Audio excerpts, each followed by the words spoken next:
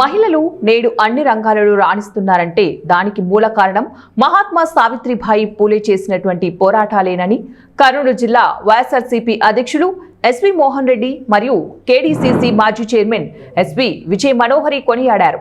సావిత్రిబాయి పూలే 195వ జయంతిని పురస్కరించుకుని కర్నూలు పట్టణంలోని బిల్లాగేట్ సమీపంలో ఉన్న పూలే దంపతుల విగ్రహాలకు వారు ఘనంగా నివాళులర్పించారు. కర్నూలు జిల్లా వైసీపీ అధ్యక్షులు ఎస్వి మోహన్ రెడ్డి, విజయ మనోహరి మరియు నాయకురాళ్లు సత్యనారాయణమ్మ పూలే విగ్రహాలకు పూలమాలలు వేసి శ్రద్ధాంజలి ఘటించారు.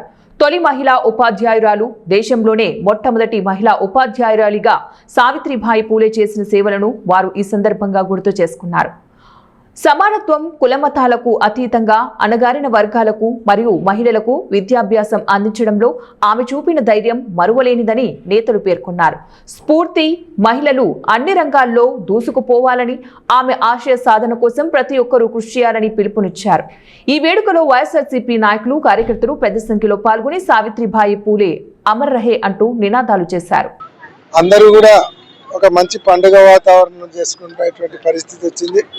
ఇక్కడ విద్యార్థులందరూ కూడా పాల్గొని ఆమెను స్ఫూర్తిగా తీసుకొని ఏదైతే బాల్య వివాహాలకు వ్యతిరేకంగా పోరాటం కానీ, సతీ సహగమనానికి వ్యతిరేకంగా పోరాటం కానీ, అలాగే మహిళలు కూడా విద్యలో ముందుండాలి, అలాగే వెనుకబడిన తరగతుల వాళ్ళు కావచ్చు, అణగారిన వర్గాలు కావచ్చు, అందరు కూడా చదువుకోవాలి, అందరు చదువుకుంటేనే వాళ్ళందరూ ఆర్థికంగా, సామాజికంగా, రాజకీయంగా కూడా ముందరికి వచ్చేదానికి అవకాశాలు ఉంటాయని, అందరికీ విద్య కంపల్సరీ అనేటువంటి విద్యను ఒక హక్కుగా తీసుకొని వచ్చినటువంటి మహనీయ దంపతులు ఇద్దరని చెప్పవచ్చు.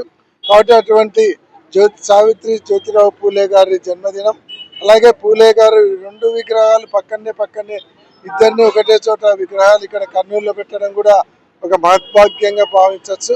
ఎక్కడా లేదు మా కర్నూలు పట్టణంలో వాళ్లకు సముచితమైనటువంటి గౌరవం ఏర్పాటు చేసినందుకు నిర్వాహకులందరినీ మనస్ఫూర్తిగా అభినందిస్తూ, జ్యోతిరావు పూలే గారు అయితేనేమి, సావిత్రిబాయి పూలే గారు అయితేనే వాళ్ళ ఆశయాలను ముందరు తీసుకెళ్తూ వాళ్ళ ఏవైతే వాళ్ళు ఆలోచించారో ఆలోచన చాలా సంతోషంగా ఉంది.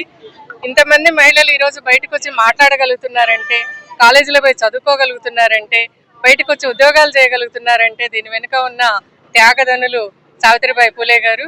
మరి ఎప్పుడో 1831లో జన్మించి 1848లోనే మహిళల కోసం, బాలికల కోసం పాఠశాలను తెరిపించి స్కూల్ స్థాపించి, ఆ రోజు స్కూల్ స్థాపించడం వల్ల ఈరోజు మహిళలకు భవిష్యత్ ద్వారాలను సంపాదించినట్లయింది. మహిళలందరం కూడా గర్వంగా బయటికి రాగలగడం, ఈరోజు చదువుకోగలగడం, ఉద్యోగాలు చేయగలడానికి పునాది వేసినటువంటి సావిత్రిబాయి పూలే గారు.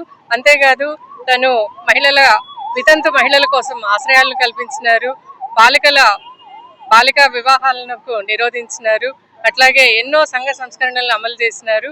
ఈరోజు అటువంటి మహనీయురాల్ని స్మరించుకోవడం మా అందరికి కూడా చాలా గర్వకారణంగా ఉంది.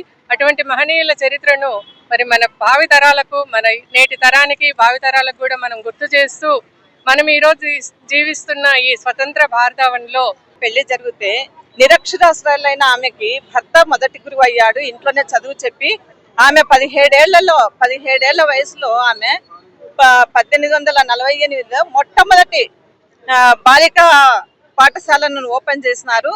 వాళ్ళ జీవిత కాలంలో, భర్త సహకారంతో వాళ్ళ జీవిత కాలంలో దాదాపు 52 పాఠశాలలు స్థాపించడం జరిగింది. ఆమె ఒక విద్యా విప్లవకారిని అనుకోండి, ఆమె సామాజిక విప్లవకారిని అనుకోండి, ఒక సంఘ సంస్కర్తగా, ఒక మేధావిగా, ఒక రచయిత్రిగా ఆమె ఎన్నో సేవలు చేయడం జరిగింది. ఆ రోజుల్లో ఉన్న సంఘంలో ఉన్న ఒడిదుడుకులు అయితేనేమి, బాల్య వివాహాలు అయితేమి, ఎన్నో రకాల సతీసహగమనం అయితేమి అన్నిటినీ ఎదుర్కొన్న వాళ్ళిద్దరు దంపతులు. సావిత్రిబాయి పూలే ఈ రోజుల్లో మిడ్ డే మీల్స్ అన్నారు, కానీ ఆ రోజుల్లో దాదాపు 1996 సంవత్సరంలో ఎన్నో పరిస్థితులు పూర్తి క్షీణించిన దశలో వాళ్ళు ఒక దాదాపు 2000 అనాథ బాలబాలికలకు తిండి పెట్టి పోషించడం జరిగింది. మనం ఈ రోజు మిడ్ డే మీల్స్ అంటున్నాము, కానీ ఆ రోజుల్లోనే 2000 మంది అనాథ బాలలకు సేవ చేసిన మహనీయురాలు ఆమె. ఈ రోజు ప్రతి మహిళ గుర్తు పెట్టుకోవాల్సిన, అంటే ఈ రోజు మనం చదువుకుంటున్నాము, మగవాళ్ళతో సరిసమానంగా చదువుతూ ఉద్యోగాలు చేస్తున్నాము, చట్టసభ